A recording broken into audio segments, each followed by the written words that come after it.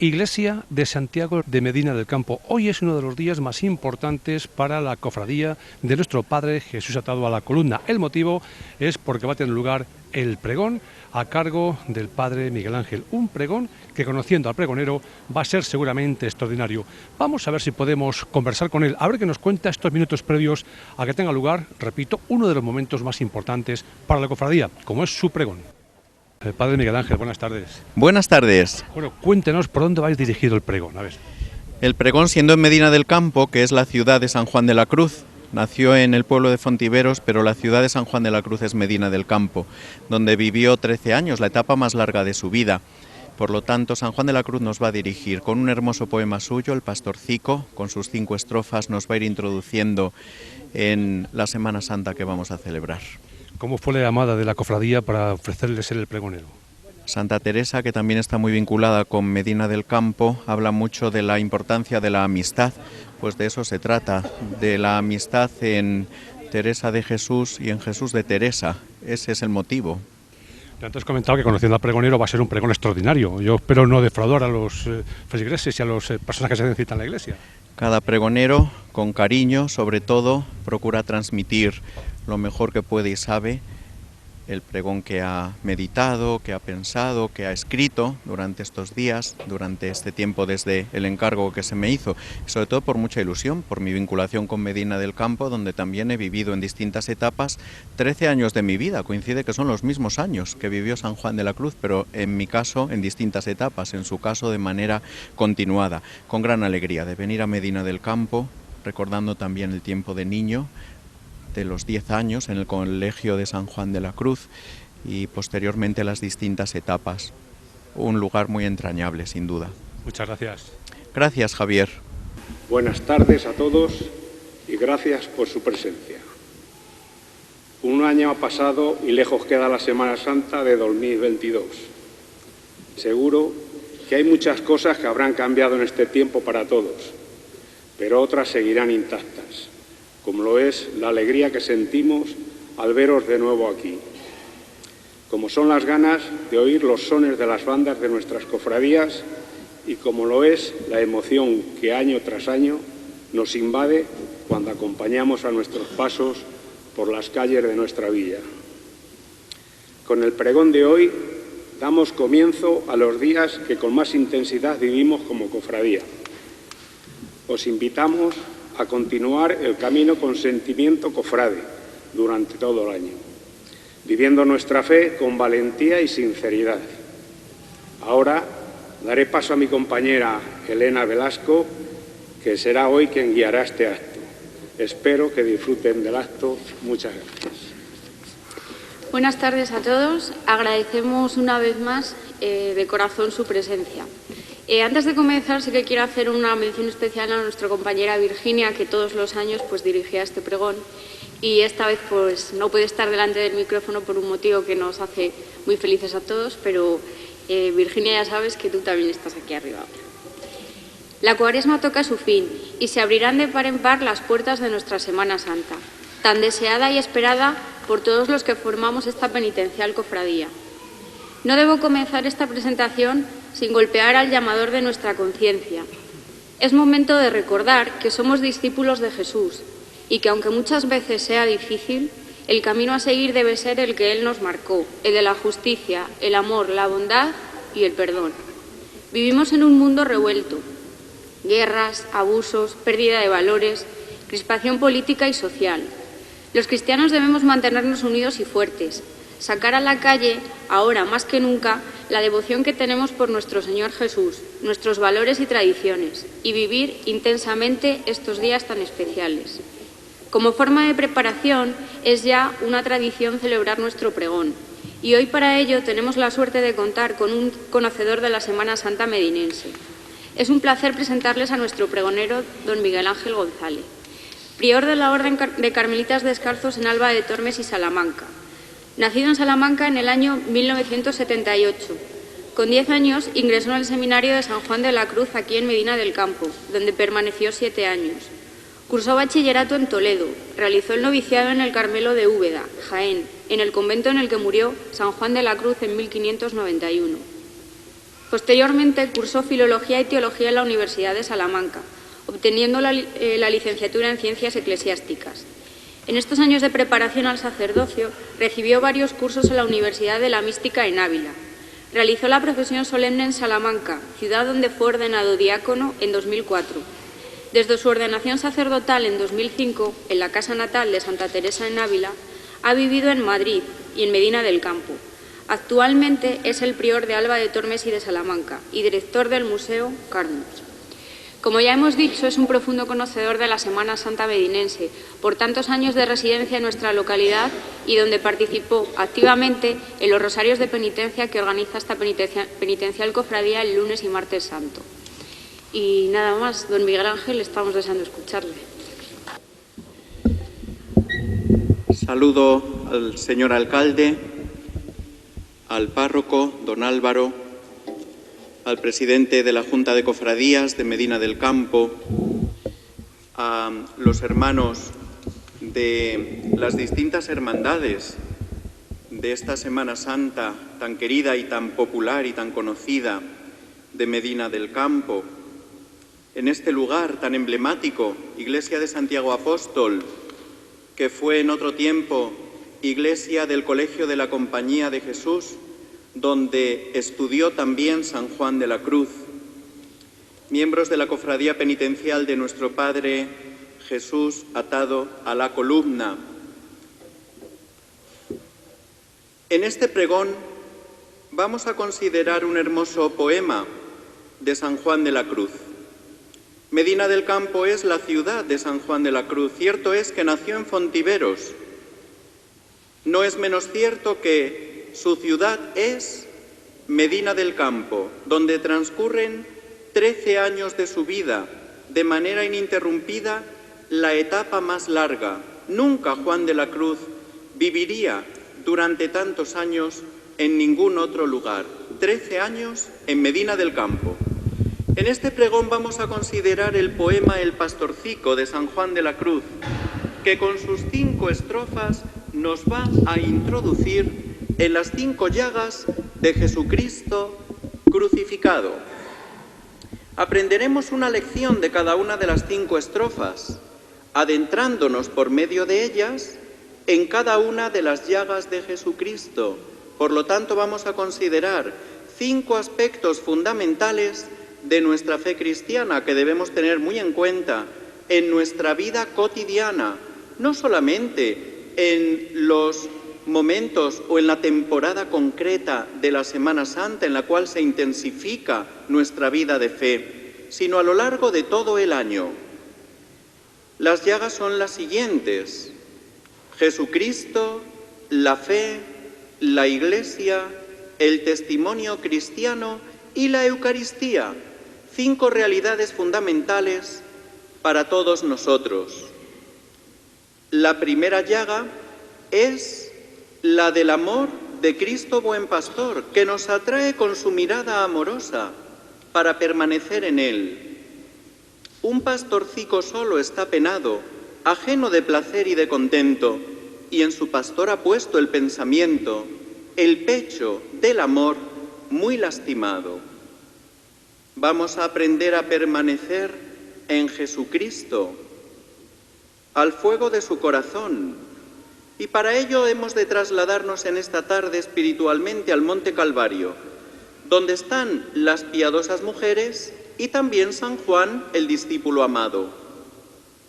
Hoy nos hace Jesucristo una invitación a permanecer en el amor. Él es el buen pastor, dirá Juan de la Cruz, apenado en su soledad, sin placer, sin alegría, sin contento, en la soledad del Calvario, con el pensamiento puesto en su pastora, es decir, en la Iglesia, es decir, en ti y en mí, con el corazón herido a causa del amor desbordante. Nos dice el Evangelio que junto a la cruz de Jesús estaba su madre, el discípulo amado, la hermana de su madre, María la de Cleofás, y María la Magdalena. La presencia de la Virgen en el Calvario no necesita explicaciones. Ella es la madre, y una madre no abandona a su hijo, aunque este hijo sea un condenado a muerte. Las mujeres habían seguido a Jesucristo desde Galilea. Lo habían acompañado llorando en el camino del Calvario, en el Gólgota, desde la distancia que se les permitía, y poco después lo acompañan con tristeza al sepulcro, con José de Arimatea. Mujeres fuertes de evangelio, que desafían el peligro al mostrarse a favor de un condenado a muerte.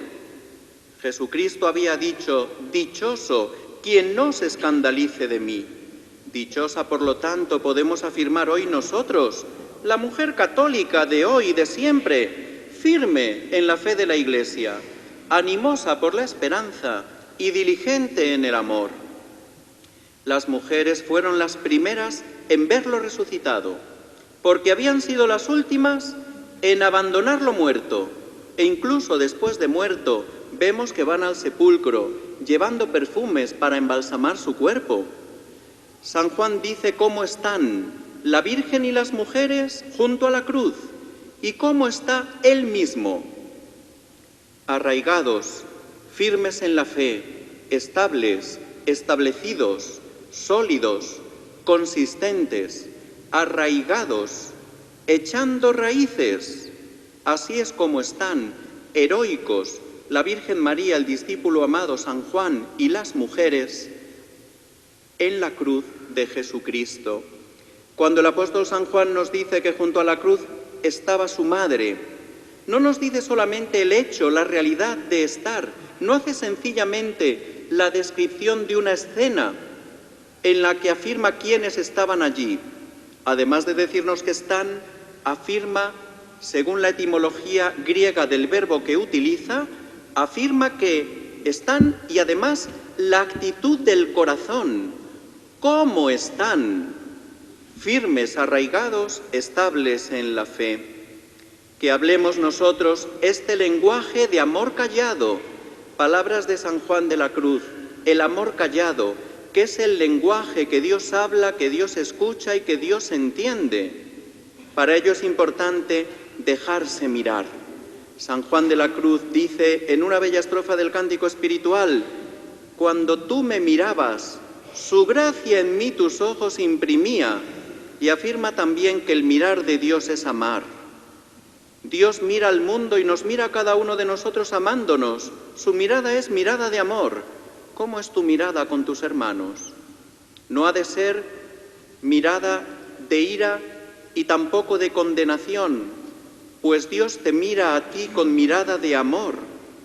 Y yéndolos mirando con sola su figura, vestidos los dejó de su hermosura, afirmará también San Juan de la Cruz. Dios mira al mundo amándolo y con su mirada imprime belleza. Del mismo modo nosotros aprendamos a mirar con los mismos ojos de Jesucristo. De las mujeres y del discípulo amado nos dice el Evangelio que fueron al sepulcro con gozo y corrieron a dar la noticia de la resurrección del Señor. Cofrades de nuestras hermandades, vosotros sois herederos del discípulo amado, de San Juan, esperanza de un mundo más humano y más cristiano. Mujeres cristianas, seguid llevando a todos el gozo del Evangelio. María Magdalena fue la primera en contemplar a Jesucristo resucitado y en anunciar a los apóstoles la gran noticia. Mujeres cristianas, seguid llevando a todos el gozoso anuncio. El Maestro está vivo, ha resucitado, no tengáis miedo.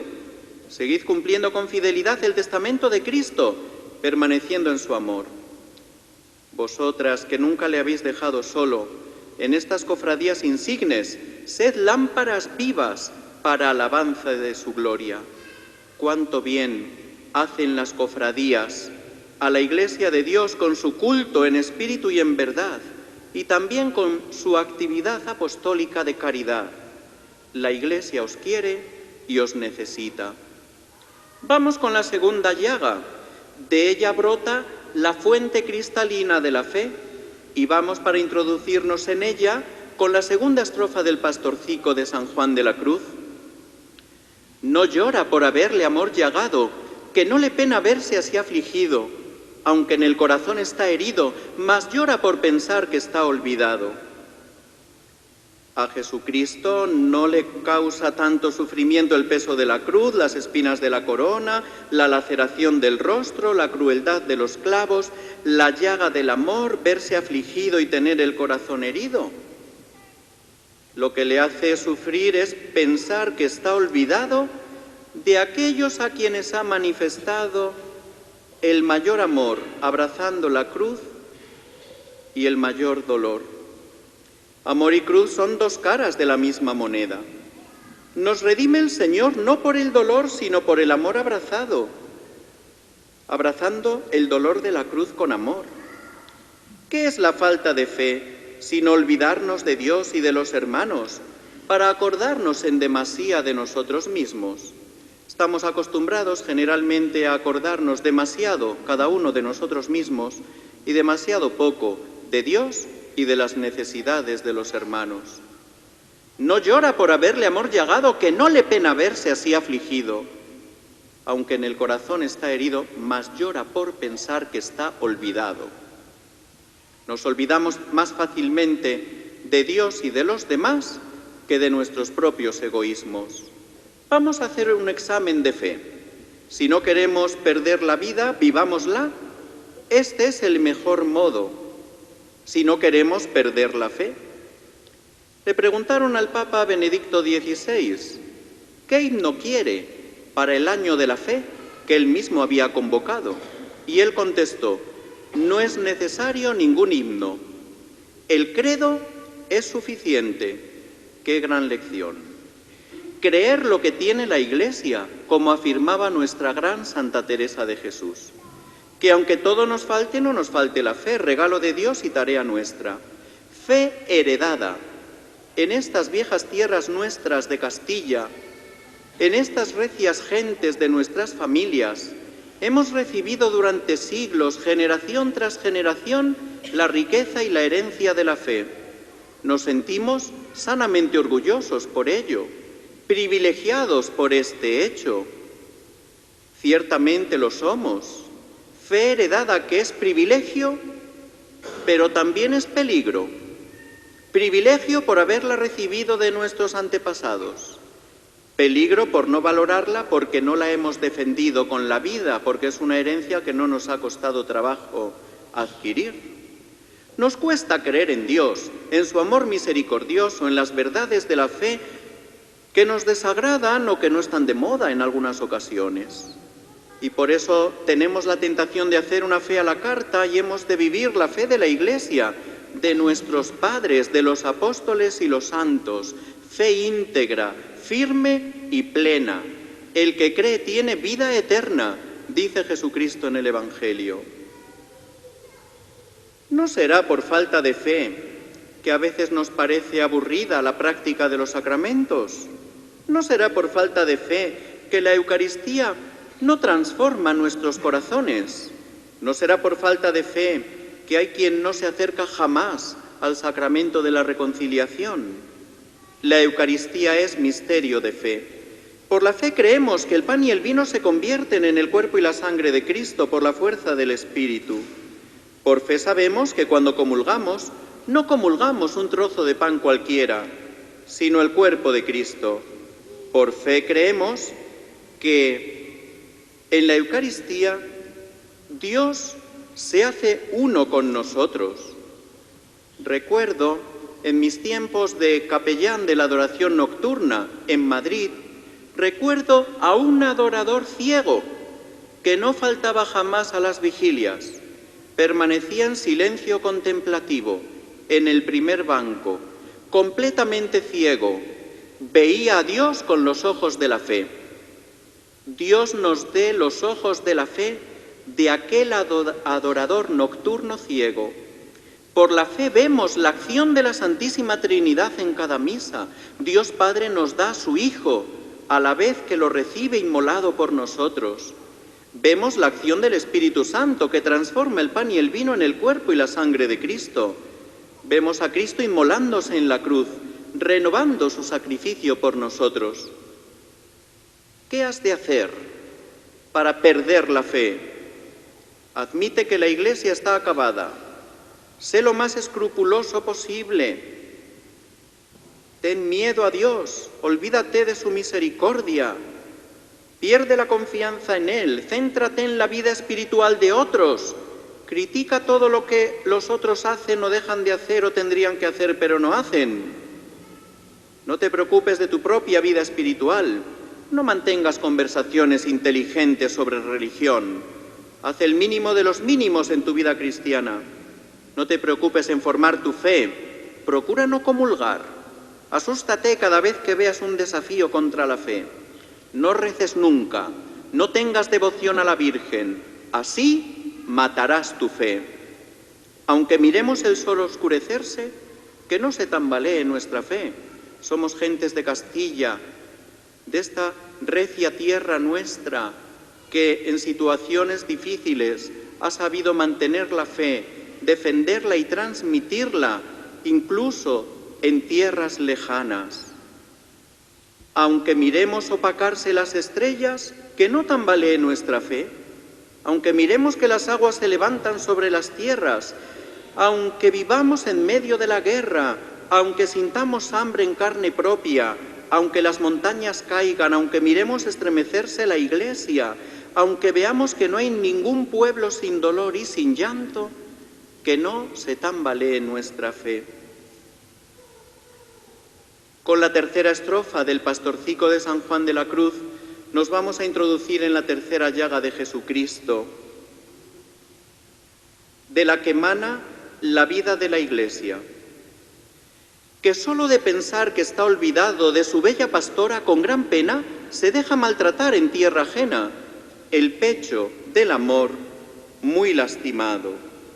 La bella pastora es la Iglesia embellecida con la gracia de la santidad, bella por ser Cristo su cabeza, quien la hermosea y renueva siempre, sin mancha ni arruga, bella en la Virgen María y en los santos, que la embellecen con ornamentos de virtud, con la policromía y el colorido de la multitud de las virtudes, que la aromatizan con incienso de oración, con perfume de buen olor de Cristo. Por la Iglesia, por ti y por mí, Jesucristo se deja maltratar, se ha dejado lastimar, herir el corazón. Por ti y por mí se ha entregado a la muerte. De su corazón nace la Iglesia, crucificada y salvada, madre y maestra. Nos engendra en la fe, nos enseña el magisterio. De ella debemos ser hijos que la aman y embellecen con flores y con frutos de virtud. No queramos atemperar ser cristiano y ser Iglesia con la comodidad de quien busca salvación sin cruz, sin madre Iglesia y sin Padre Dios. Hay quien afirma alegremente: creo en Dios, pero no en la Iglesia, y mucho menos en los curas. Esto hay que explicarlo. Los sacerdotes no somos dogma de fe. No hay que creer en nosotros, sino en aquel a quien nosotros anunciamos. Esa afirmación que he recordado antes denota claramente fe débil, ajena a las exigencias de la fe, excusa fácil para no abrazar el Evangelio. La Iglesia y Jesucristo son inseparables, como lo son la cabeza del cuerpo. A la Madre Teresa de Calcuta le preguntaron: ¿qué cambiaría usted de la Iglesia? Y respondió: me cambiaría a mí misma. Si hacemos aquí una encuesta, si preguntamos a cada uno qué cambiaría de la Iglesia, quizá cada uno traiga su propia lista de todos aquellos aspectos que consideramos que deben ser cambiados, mirando alrededor, culpando a los demás, sin mirar a nuestro propio interior. La respuesta de la Madre Teresa de Calcuta es bien clara, en línea perfectamente teresiana, recordando a nuestra Teresa de Jesús, cuando decidió hacer, como ella dice, ese poquito que hay en mí. En esa misma línea, la otra Teresa, la de Calcuta, responde: me cambiaría a mí misma. La Iglesia es madre y maestra, que cría a sus hijos como la amorosa madre.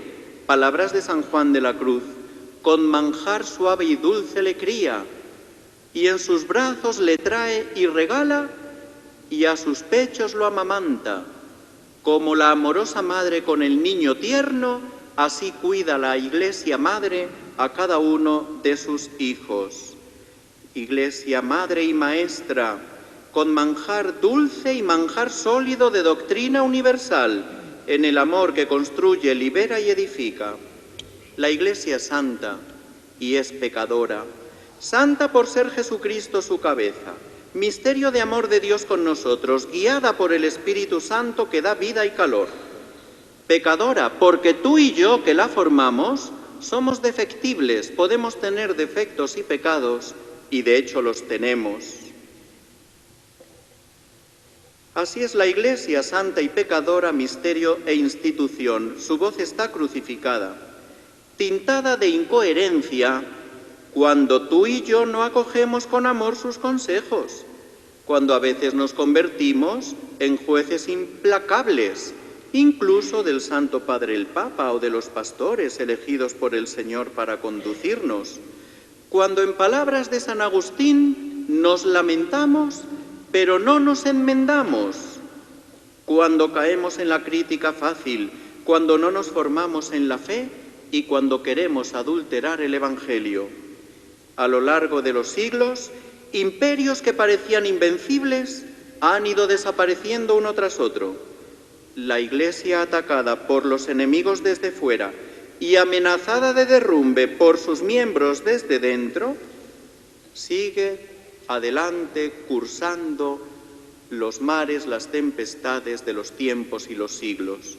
Pensemos en una nave o embarcación atacada desde fuera por bombardeos enemigos y también desde dentro por los que en ella navegan. Esa embarcación tendría que hundirse irremediablemente. No solo no se hunde esta barquilla frágil, sino que va surcando los mares de los tiempos y los siglos, dejando a su paso la estela de su mejor tesoro, la santidad que la adorna, sostenida por la fuerza del Espíritu Santo. ¿Cuál es la pregunta? ¿Qué puedo hacer yo? La respuesta es una sola, la de Santa Teresa de Jesús. Decidí hacer ese poquito que había y es en mí. ¡Qué realismo espiritual! Vivir la santidad alegre, cultivar la bondad del corazón, amar en todo tiempo, comenzar cada día de nuevo, y que las causas históricas de la Iglesia sean para nosotros motivos de entrega de la propia vida. Que Santa María, Madre de la Iglesia, interceda por nosotros. Con la cuarta estrofa del Pastorcico nos vamos a introducir en la cuarta llaga, la del testimonio, la del martirio. Y dice el Pastorcico: «Ay desdichado de aquel que de mi amor ha hecho ausencia y no quiere gozarla mi presencia, y el pecho por su amor muy lastimado». Afirma San Cipriano: «El que se dice confesor de Cristo, imite al Cristo que confiesa».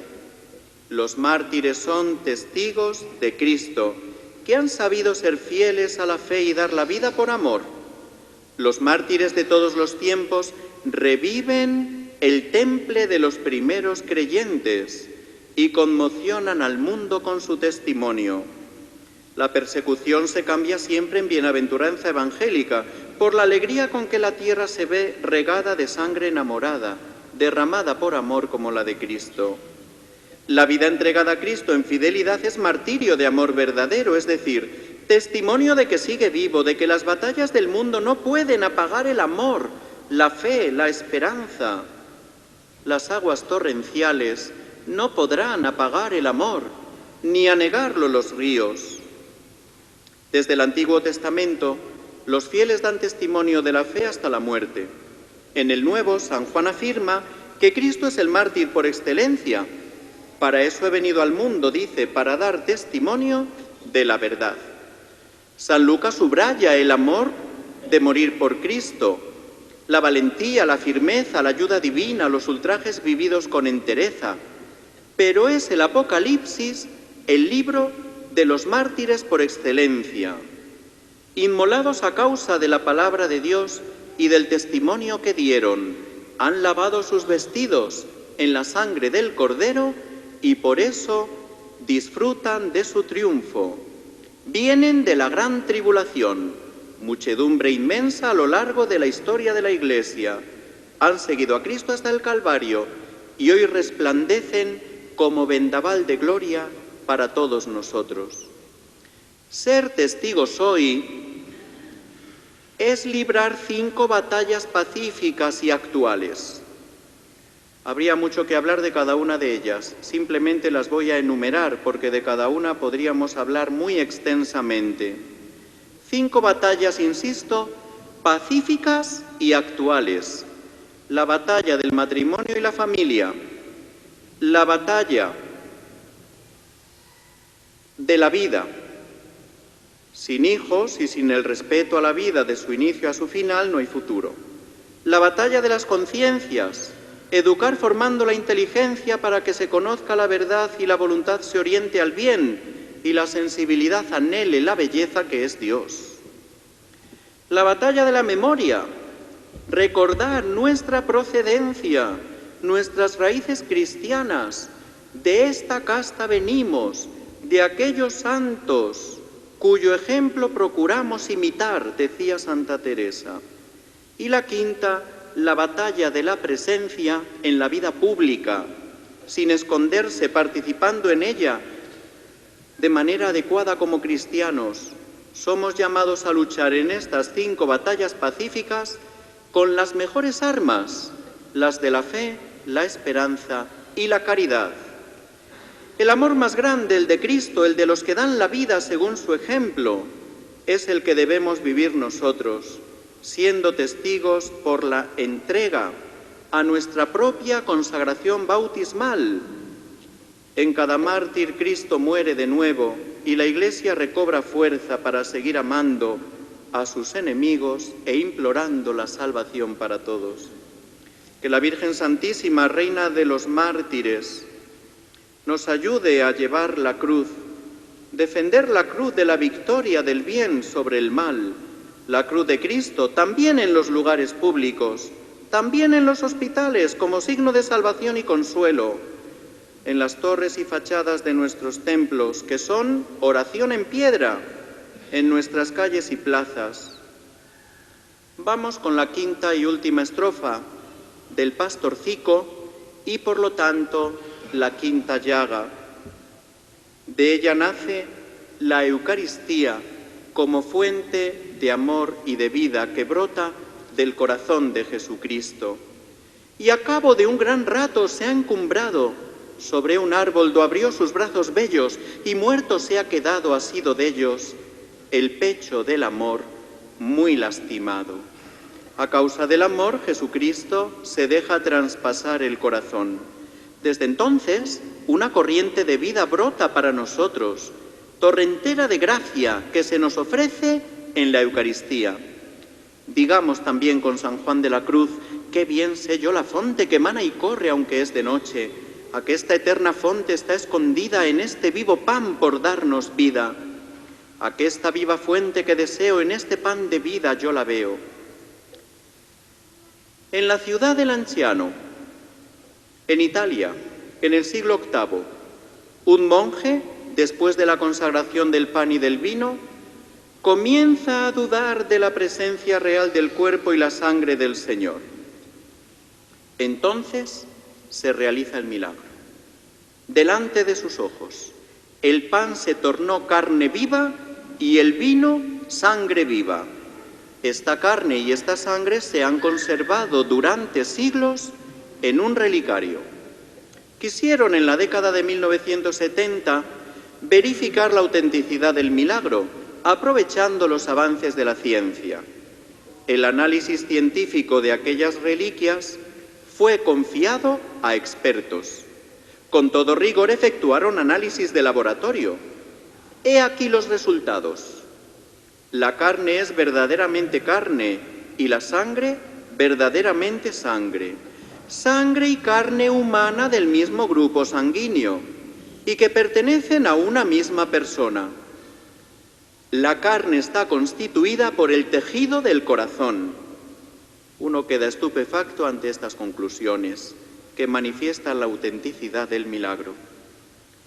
Pero quiso Jesucristo hacer un milagro mejor, quedarse con nosotros para siempre en la Eucaristía, darnos su corazón en apariencia de pan, darnos su sangre en apariencia de vino. Quiere alimentarnos con el amor de su corazón en la Eucaristía. Cuando comulgamos, Cristo vivo nos da vida. Su corazón transforma el nuestro y su sangre circula en nuestras venas. Cuidemos los signos de adoración, señales exteriores de fe interior, sabiendo arrodillarnos ante el Señor, pues un cristiano solo se arrodilla ante Dios. Procuremos comulgar bien, es decir, en comunión con Cristo y los hermanos. Quizá hay filas demasiado largas de comunión y demasiado cortas de confesión. Afirmaba San Juan Pablo II que la presencia de Jesucristo en el sagrario ha de ser un polo de atracción para un número cada vez mayor de personas enamoradas de Él. Convirtamos nuestra vida en Eucaristía permanente, por el sacrificio, el banquete y la acción de gracias. Estas son las tres claves de la misa, de las cuales la primera es la principal, el sacrificio, de la que se derivan las dos siguientes. Del sacrificio de la Santa Misa se deriva después el banquete y luego la acción de gracias. El corazón de Cristo en la Eucaristía es corazón de silencio. Acusado ante el Sanedrín, responde con el silencio. Ante Herodes, burlado y despreciado, vuelve a callar.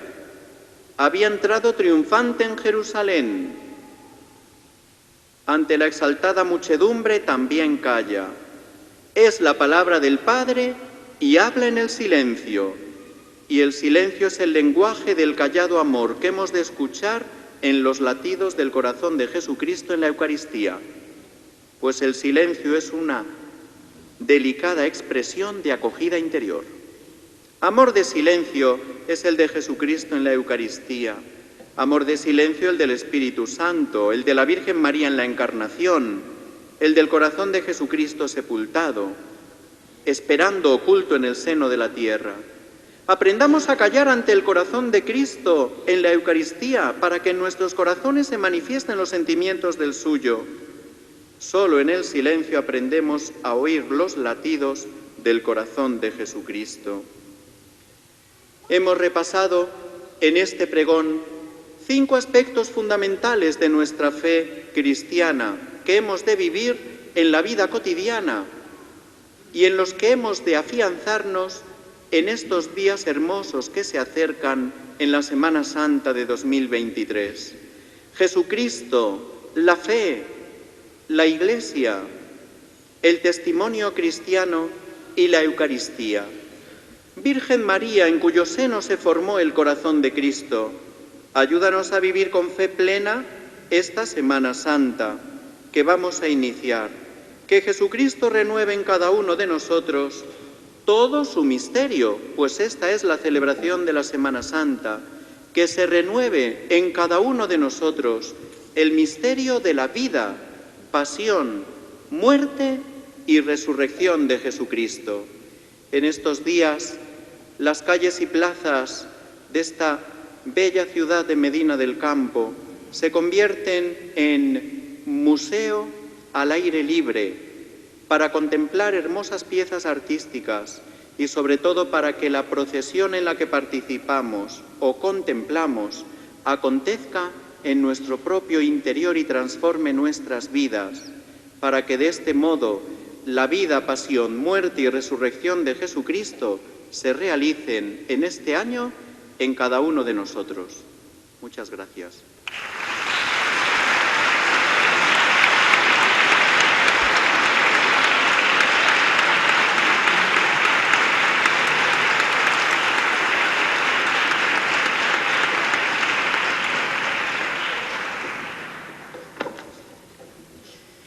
Don Miguel Ángel, muchas gracias por las palabras que nos ha dedicado.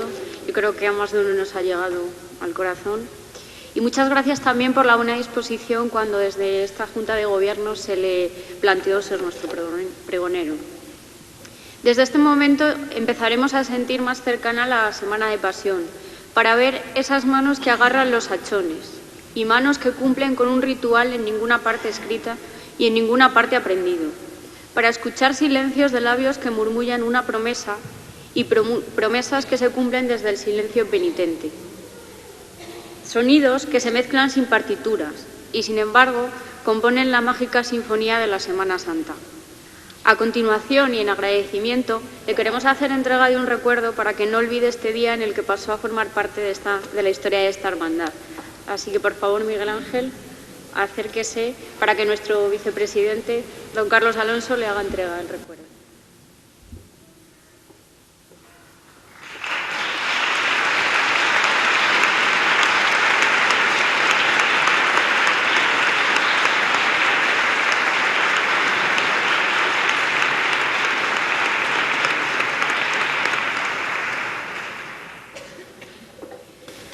Un año de duro trabajo llevan en sus espaldas cada uno de los componentes de la banda de cornetas y tambores de nuestro Padre Jesús atado a la columna. Mucho es el esfuerzo y compromiso que asumen con constancia, devoción y humildad. Compaginan su afición por la música con su vida personal. Cada año nos sorprenden con algún evento. Así, hace unos días nos deleitaron con el gran concierto Pasión Contemplativa, un concierto benéfico a favor de los monasterios de vida contemplativa y que contó con un invitado de excepción, Pedro Manuel Pacheco Palomo, reconocido compositor sevillano y director musical de diferentes formaciones a nivel nacional, como por ejemplo las Cigarreras de Sevilla. Un grupo, una familia, así se sienten y así nos lo hacen saber cada vez que tienen oportunidad. Sin más, les dejo con la sección musical de la cofradía, que nos interpretarán Soledad en San Pablo, de Pascual Zueco Ramos, Agonía en la columna, de David de la Cruz y Manuel Latorre, y A tus pies, de David de la Cruz y Félix Javier García.